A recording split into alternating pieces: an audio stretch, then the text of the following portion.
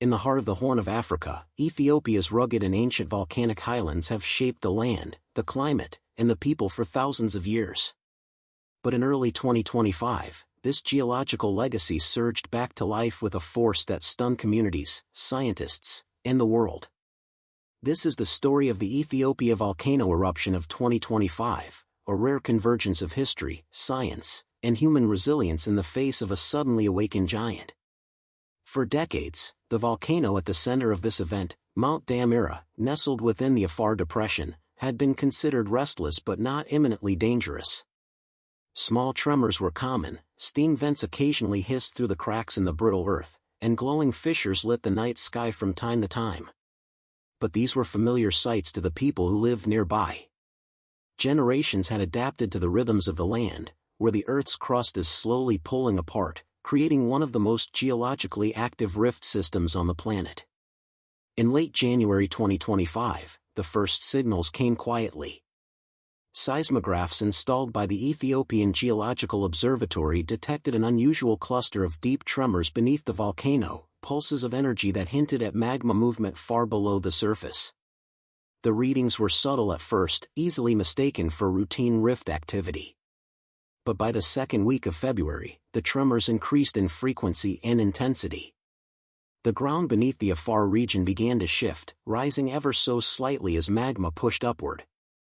Scientists issued early warnings, urging local communities to be alert, but uncertainty still clouded their predictions. Then, without further hesitation, nature made its intentions clear. On the morning of February 19, 2025, a thunderous explosion split through the desert air. A column of ash shot kilometers into the sky, darkening the landscape like an eclipse. From faraway towns, families stepped outside in confusion, watching the horizon turn a deep shade of gray. Farmers felt the earth tremble violently underfoot as animals scattered in panic. Within minutes, ash began falling like dark snow, coating rooftops, fields, and roads. The eruption intensified with breathtaking speed. Molten lava burst from new fissures along the volcano's flanks, snaking across the land in glowing rivers.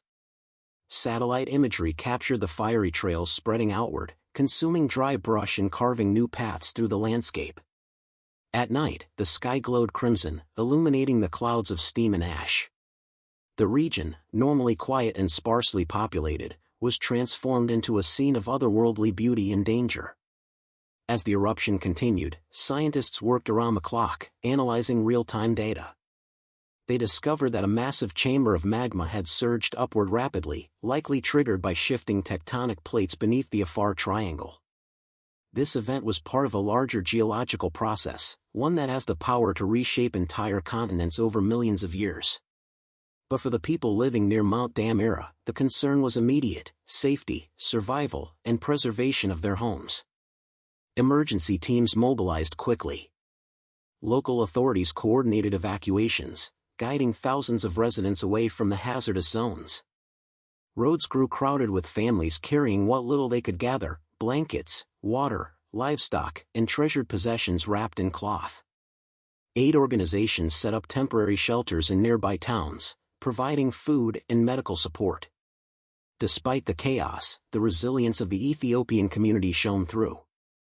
People looked after one another, sharing supplies and comforting those who had lost everything. Inside the danger zone, the changes were dramatic. Ashfall blanketed the desert floor so thickly that footprints left deep impressions. Trees, once dry and sparse, were now coated in gray, their branches bending under the weight. Lava continued to flow, sometimes slowly, sometimes in sudden surges, depending on the shifting pressure beneath the volcano. Small earthquakes rippled through the region, breaking apart roads and structures. But amid the destruction, there was something else, something extraordinary. Scientists studying the eruption realized that the event offered a rare window into the birth of new land.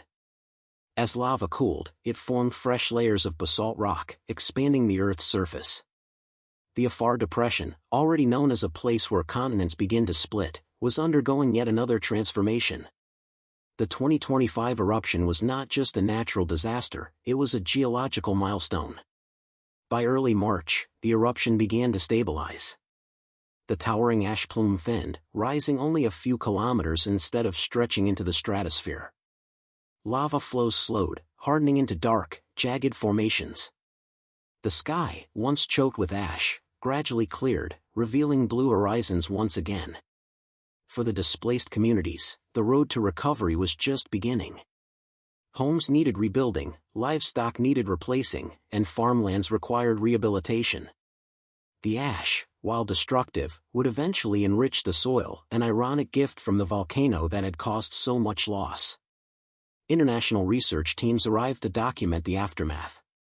They marveled at the new volcanic formations, studied the hardened lava fields, and recorded the environmental impact on ecosystems.